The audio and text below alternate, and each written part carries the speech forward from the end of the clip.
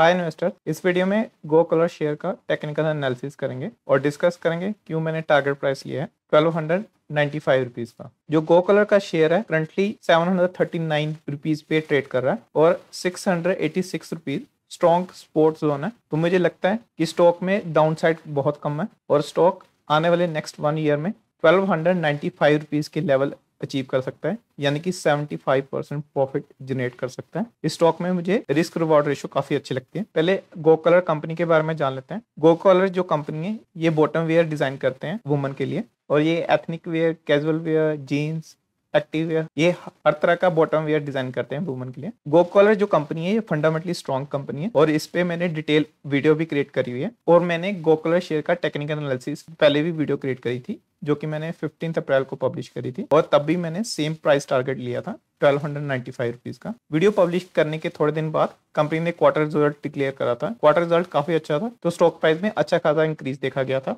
अभी जो कंपनी ने जून क्वार्टर रिजल्ट डिक्लेयर करा है, जो जून क्वार्टर का रिजल्ट था एवरेज रिजल्ट था, तो इसलिए स्टॉक के प्राइस में अच्छी खासी करेक्शन आई। अगर आप मार्च क्वार्टर का रिजल्ट देखें तो ईयर ऑन ईयर बेसिस पे रेवेन्यू में अच्छा खासा जंप था और जो नेट प्रॉफिट था उसमें भी अच्छा खासा इंक्रीज हुआ था। लेकिन अगर आप जून क्वार्टर का रिजल्ट देखें तो रेवेन्यू में माइनर सा इंक्रीज हुआ था और जो ऑपरेटिंग प्रॉफिट मार्जिन थे वो कम हुए थे, प्लस जो नेट प्रॉफिट था वो भी कम हुआ था। जून क्वार्टर के रिजल्ट को मैं एवरेज मानूंगा क्योंकि जो रेवेन्यू वो 228 करोड़ का था, यानी कि 1% ईयर ऑन ईयर बेसिस पे ग्रो हुआ था, और जो नेट प्रॉफिट था वो तो डिक्रीज हुआ था 22.3% ईयर ऑन ईयर बेसिस पे। रेवेन्यू में 1% ईयर ऑन ईयर बेसिस पे इंक्रीज होने का कारण था क्योंकि कंपनी की जो सेम स्टोर सेल्स ग्रोथ थी उसमें 2% डिक्रीज देखा गया था ईयर ऑन ईयर बेसिस पे, और नेट प्रॉफिट में ह्यूज डिक्रीज होने का कारण था कि कंपनी रैपिडली एक्सपेंड कर रही है। कंपनी ने 27 न्यू स्टोर ओपन करे तो इसलिए उनके एक्सपेंडिचर बढ़ गए। लेकिन अच्छी बात यह है कि कंपनी की जो ग्रॉस प्रॉफिट मार्जिन है वो इंक्रीज हुए 120 बेसिस पॉइंट से ईयर ऑन ईयर बेसिस पे। जो आनंद राठी हैं एनालिस्ट, उन्होंने गो कलर में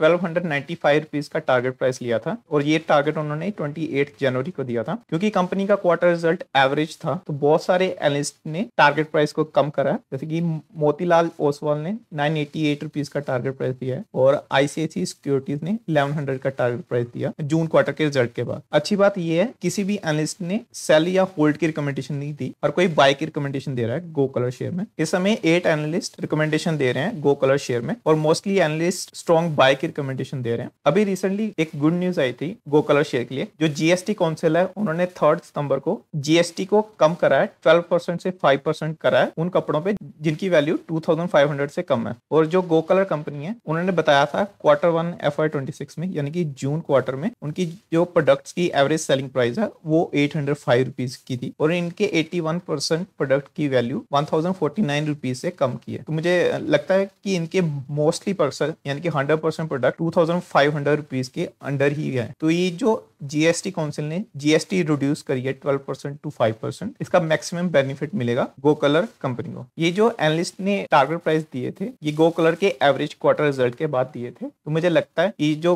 पॉजिटिव न्यूज आई है जीएसटी 12% टू 5% जो कम हुआ है वो इस टारगेट प्राइस में फैक्टर इन नहीं है। तो इसीलिए मैंने जो आनंद राठी एनालिस्ट ने टारगेट प्राइस दिया था जनवरी 28 को 1295 रुपीज का, उसी को as a target price consider करा है।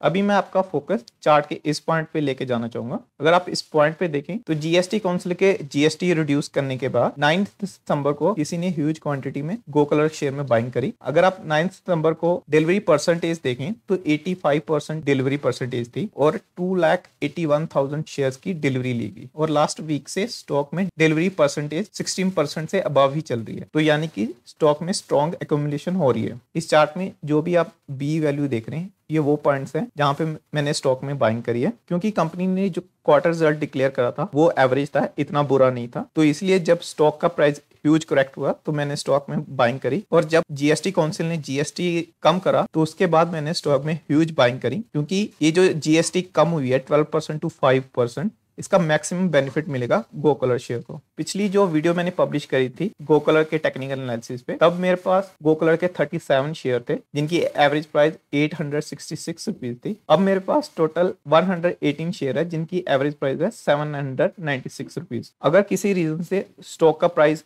दोबारा से नीचे गिरता है और 686 के पास आता है तो मैं दोबारा से स्टॉक में एक्यूमुलेशन करूंगा ताकि एवरेज प्राइस को और नीचे लेके आ सकूं, क्योंकि गो कलर शेयर मुझे फंडामेंटली स्ट्रॉन्ग लगता है और मुझे ऐसा लगता है कि अभी फेस्टिवल सीजन भी आने वाला है, तो गो कलर शेयर को मैक्सिमम बेनिफिट मिलेगा न्यू जीएसटी रेट के कट का। गो कलर शेयर के रिगार्डिंग जो भी फ्यूचर अपडेट्स होंगे वो मैं इस वीडियो के कमेंट सेक्शन में कमेंट करके बताता रहूंगा। और ये मेरा टेलीग्राम चैनल है, आप इसको फॉलो कर सकते हैं स्टॉक मार्केट के रिगार्डिंग इंस्टेंट अपडेट के लिए, या फिर आपका कोई क्वेश्चन हो वो भी आप डायरेक्टली पूछ सकते हैं इस चैनल के थ्रू।